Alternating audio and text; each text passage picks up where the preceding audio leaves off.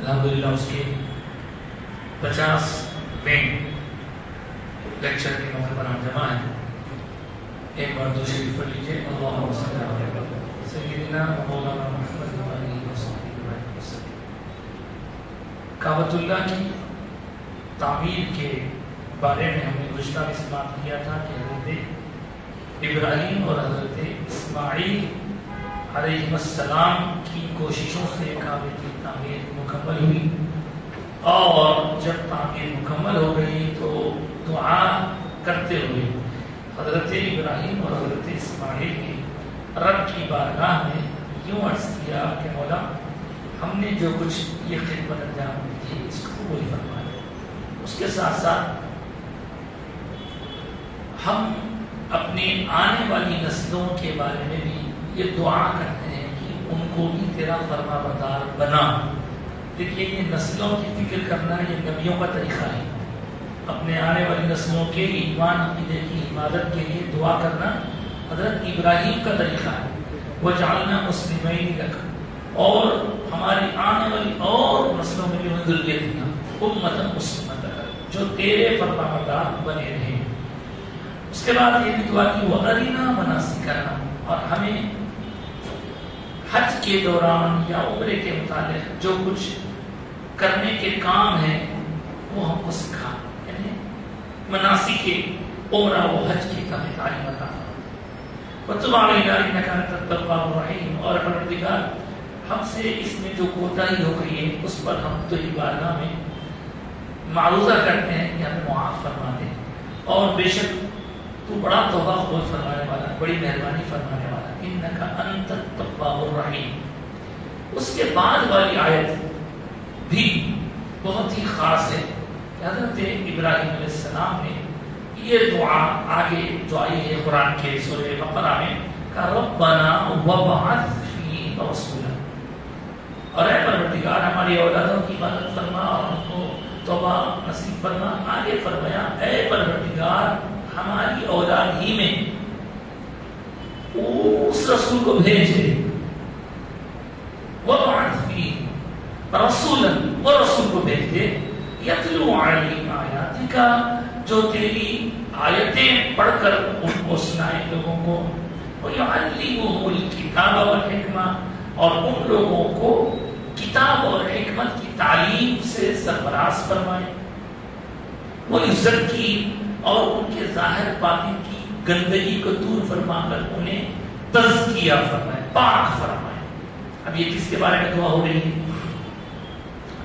اس کے بارے میں آپ ہم اگر کہیں تو بات کچھ بھی ہو سکتی ہے، لیکن حضرت ابراہیم کی اس دعا کے بارے میں خود حضور اکرم صلی اللہ علیہ وآلہ وسلم کا ارشاد ہے کہ ابراہیم علیہ السلام نے جس کے لیے دعا کی تھی وہ دعا کا مصداق بن کر میں آیا ہوں.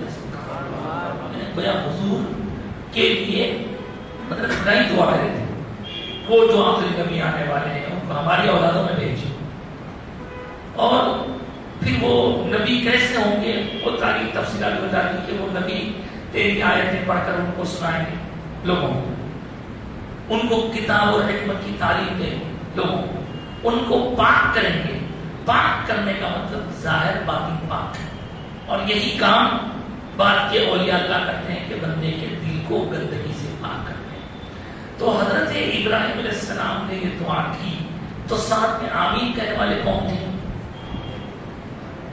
حضرت اسماعیل.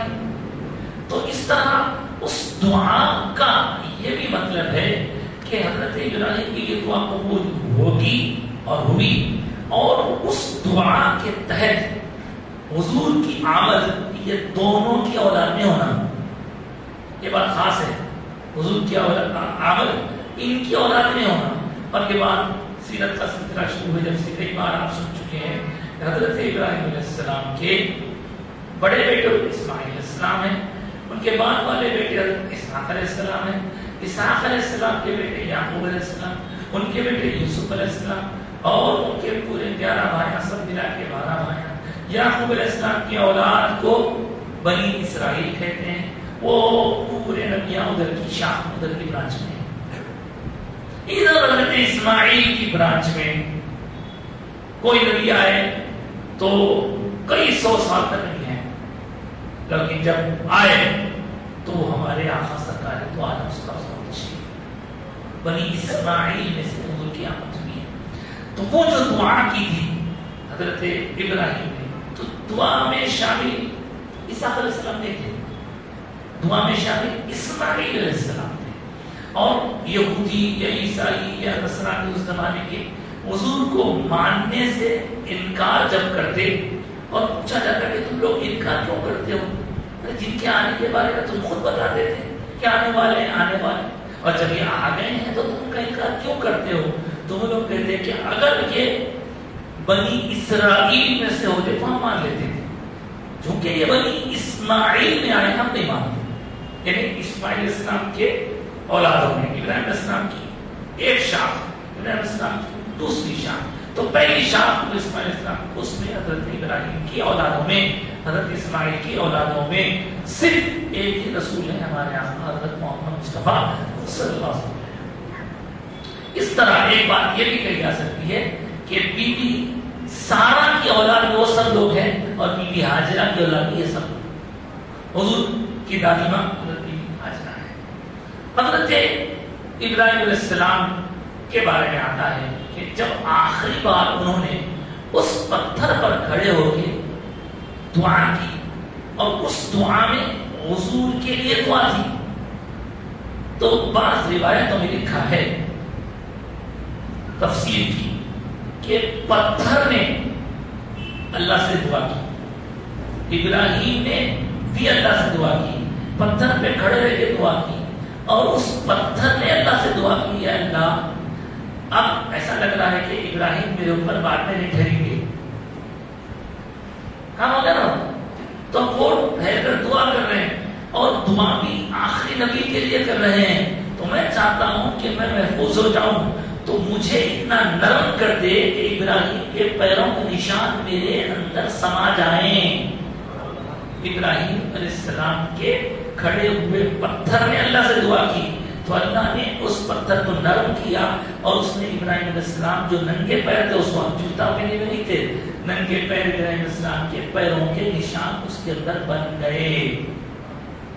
اسی کو مقام ابراہیم کہتے ہیں، اور وہ پتھر کعبۃ اللہ کے پاس ہی کئی زمانے تک پڑا رہا، حتیٰ یہ کہ حضور اقدس صلی اللہ علیہ وسلم کے عہد شریف تک بھی وہ پتھر نہیں پڑا جو ابراہیم علیہ السلام کے قدموں کا نشان والا ہے۔ اس کے بارے میں قرآن مجید نے 2 بار ذکر کیا، ایک بار فرمایا کہ فی آیات بینات مقام ابراہیم، وہ مکہ کعبہ جس کے اندر اللہ تعالیٰ کی کھلی نشانیاں ہیں، آیات بینات، ان میں ایک نشانی مقام ابراہیم بھی ہے۔ یہ تو ہوئی مقام ابراہیم کی عظمت، لیکن آگے سنیے، بتایا جاتا ہے کہ کعبے کے قریب میں وہ پتھر کئی صدیوں سے پڑا ہوا تھا، یہ بول کے ابراہیم علیہ السلام کی یاد کر رہے ہیں۔ حضرت عمر فاروق رضی اللہ تعالیٰ عنہ نے عرض کیا کہ سرکار یہ اتنا متبرک پتھر ہے، ابراہیم علیہ السلام کے قدموں کے نشان ہے اس کے اوپر، ہونا تو یہ چاہیے کہ ہم اس کا ایک آنر کریں، لہذا اگر ہم نماز پڑھتے وقت میں کعبے کو رخ ہو لیکن یہ ہماری نماز گاہ بن جائے تو کیسا اچھا ہے؟ تو حضور کی بارگاہ میں حضرت عمر فاروق نے جب یہ عرض کیا تو حکم ربانی آیا، وَاتَّخِذُوا مِن مَقَامِ إِبْرَاهِيمَ مُصَلًّى، اور مقام ابراہیم کے اس پتھر کو اپنے لیے نماز گاہ بنا لو۔ مصلی مطلب جاناز۔ پتہ یہ چلا ہم کعبے کی پوجا نہیں کرتے، ہم مقام ابراہیم کی پوجا نہیں کرتے، اس پہ اس طرف رخ ہوتا ہے، رخ تو اس طرف ہوتا ہے لیکن عبادت اللہ کی ہوتی ہے۔ پتھر کی طرف رخ ہونے سے پتھر کی پوجا نہیں ہو رہی ہے، پوجا تو عبادت تو اللہ کی ہو رہی ہے۔ تو یہ جو خیال آیا تھا حضرت ابراہیم کے مقام سے متعلق حضرت عمر فاروق کو، اس کے بعد سے مسلمانوں کے لیے یہ ضروری ہو گیا کہ جب بھی وہ طواف کرتے ہیں تو طواف کرنے کے بعد مقام ابراہیم کے پاس آ کے اس طرف رخ کر کے نماز پڑھتے ہیں. بیچ میں ہوتا ہے کعبہ سامنے ہوتا ہے سامنے. اب وہ خلیل پڑا ہوا تھا لیکن حضرت عمر فاروق نے اپنے دور میں کعبۃ اللہ کے قریب پڑے ہوئے پتھر کو تھوڑا سا ہٹا کے ایک جگہ نصب کر دیا, فکس کر دیا. اب جو لوگ عمرے کو گئے ہوئے ہیں, جو حج کو گئے ہوئے ہیں, وہ دیکھے ہوں گے یا تصاویر بھی دیکھتے ہوں گے آپ کہ کعبۃ اللہ کے دروازے کے تھوڑا فاصلے پر ایک بہترین آئینے کا کانچ کا فریم ہے. اس فریم کا ایک خاص جالی کے اندر موجود ہونا اور اس سنہری سونے کی جیسی جالی کا ایک ایسا فریم جس کا اوپر گنبد جیسا بنا ہوا ہے, آپ اس میں سے دیکھیں تو وہ پتھر نظر آتا ہے جس پر حضرت ابراہیم علیہ السلام کے قدم کے نشان موجود ہیں. وہ مقام ابراہیم ہے. تو اب بعد والے لوگوں نے شاید یہ موجودہ حکومت نے اس کے اوپر باقاعدہ ایک بہترین جالی کا کور کر دیا ہے جس کی وجہ سے کوئی وہاں تک پہنچ نہیں سکتا. مطلب یہ کہ دور سے دیکھ سکتے ہیں, آپ اندر تھوڑ کے اندر جا نہیں سکتے, نظر آتا ہے. تو وہ جب طواف کرتے ہیں تو کوئی اس کے سامنے سے جاتا ہے, کوئی اس کے پیچھے سے جاتا ہے, یہ سب کچھ تو ہو. حضرت عمر فاروق رضی اللہ تعالیٰ عنہ نے اپنے دور مبارک میں جو اس کو نصب کیا, اب تک اسی طرح وہ نصب ہے. اور پتھر کی پوجا کرنا اسلام میں جائز نہیں, لیکن پتھر اگر کوئی عظمت والی شان والی شخصیت سے جڑ جائے تو اس کا مقام بلند ہو جاتا ہے. یہ بھی قرآن سے ثابت ہے.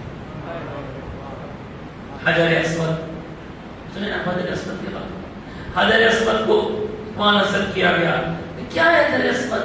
حجر اسود جنت سے لایا ہوا پتھر ہے. شاید میں نے آپ کو علیہ السلام کے واقعات سنا تھا, جو ساتھ اپنے لے کر آئے تھے اور وہ نصب کر دیا گیا. اس کے متعلق بھی بہت سے واقعات آگے سنیں گے.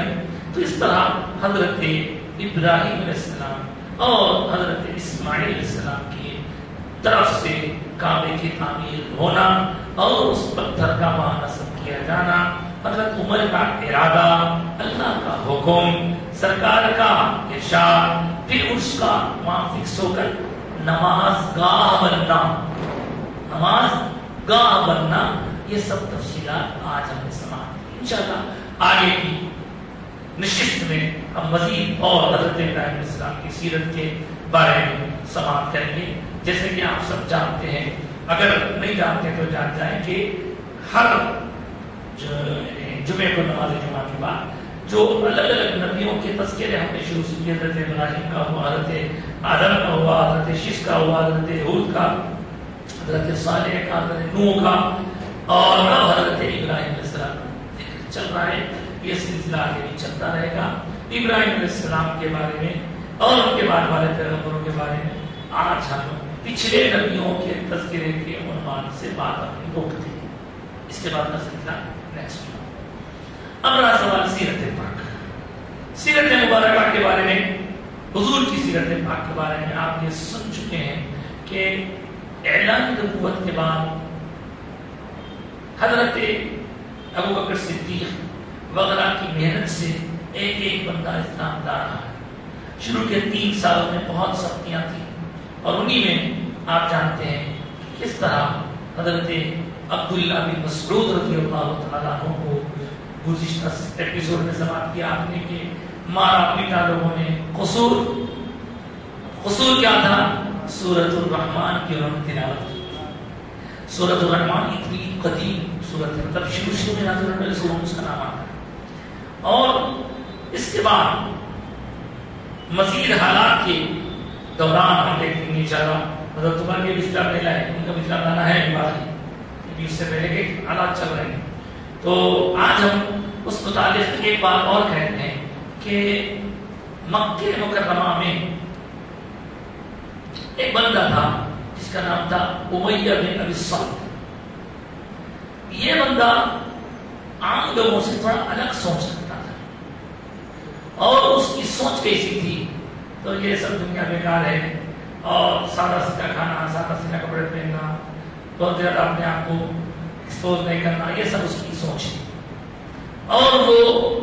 کچھ آخرت پر بھی ایمان رکھتا تھا، مرنے کے بعد پھر اٹھنا حساب کتاب۔ اس کی وجہ یہ تھی، اس کی وجہ یہ بتائی گئی کہ وہ دیگر ممالک کا جب سفر کیا تھا تو اس کو پتا چلا تھا کہ آخری نبی کا ظہور ہونے والا ہے، اور وہ اس علاقے میں آنے والے ہیں جہاں لوگ حج کے لیے جایا کرتے ہیں۔ تو یہ آس لگا کے بیٹھا تھا میں اگر اچھا بن جاؤں میں نیک رہوں گا، کہ میں تو وہ نبی نہیں ہوں، میں تو وہ نبی نہیں ہوں، یہ تھا اس کا گمان۔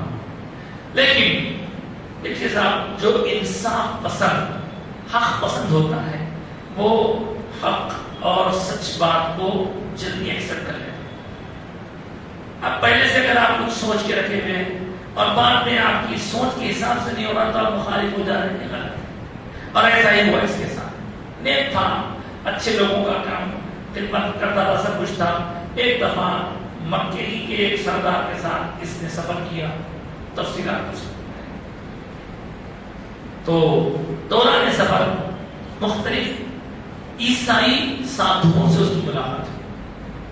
تو اس نے جب جا کے سوالات کیے اور کہا کہ میں نے سنا ہے آخر نبی آنے والے ہیں، تو الگ الگ نشانیاں ان کے بارے میں معلوم ہوئی، اور بتایا یہ گیا کہ وہ ایسے خاندان سے ہوں گے، وہ مالدار نہیں ہوں گے، ان کی عمر کیا ہوگی، یہ سب نشانیاں معلوم ہوئی۔ نشانیاں کیسے معلوم ہوئی؟ تو پہلے کی کتابوں میں حضور کا جو ذکر موجود تھا۔ تو یہ صاحب امیہ بن صلت مکہ خوشی خوشی آئے اور اسی خیال میں تھے کہ میں ہی وہ نبی بننے والا ہوں۔ لیکن پھر ایک سفر ہوا اور اس میں جب ایک سادھو عیسائی راہب جو دنیا کو چھوڑ کے عبادت میں لگے رہے، ان سے بات ہوئی تو انہوں نے جو کچھ کہا اس کو سن کے انہوں ہو گئے ڈل، بالکل ٹھنڈے ہو گئے۔ اب ساتھ والے صاحب بولنے لگے کہ ارے بھائی کیوں اتنا ڈل ہو گئے، کیا بات ہے؟ تو بھائی میرے کو معلوم ہوا کہ آخر نبی آنے والے ہیں، اور میں یہ سوچ رہا تھا کہ وہ میں ہوں گا، لیکن جب میں نے ان سے بات کی تو انہوں نے کہا کہ فلاں خاندان میں وہ آئیں گے، فلاں ان کی نشانیاں ہوں گی۔ اور جب میں نے ان سے پوچھا کہ ان کی عمر کیا ہوگی تو انہوں نے بتایا کہ ان کی عمر 40 کے آس پاس ہوگی، جبکہ میں 50 ہو چکا ہوں، تو اب میرے نبی بننے کا چانس تو ختم۔ یہ تھا ان کا خوش فہمی کا معاملہ۔ بہرحال اس کے بعد ان کے جو دوست تھے اس کے ساتھ زندگی گزر رہی تھی، ادھر حضور اکرم صلی اللہ علیہ وسلم کے بارے میں ابھی لوگوں کو پتہ نہیں تھا، اور پھر سارے لوگ ان دونوں کے درمیان بیٹھ کے غور کرتے تھے، وہ جو انہیں سائنس بتایا وہ سائنس کی میں جو گئے فلاں آدمی ہے بھائی انہیں اچھا تو ہے مگر مالدار ہے، بتایا گیا کہ آنے والے بھی مالدار نہ ہو۔ پھر وہ ایک دوسرا وہ بھی ہر چیز ہے لیکن وہ جوان ہی بوڑھا۔ اس طرح یہ بات پہلے کی کتابوں کے لکھے ہوئے ذریعے سے ان لوگوں کو معلوم ہوئی، اور جس وقت حضور اکرم صلی اللہ علیہ وسلم سے ان لوگوں کی ملاقات ہوئی تو ان لوگوں کو سمجھ میں آ گیا کہ جو سائنس بتائے گئے ہیں پہلے وہ پورے سائنس یہاں میچ ہو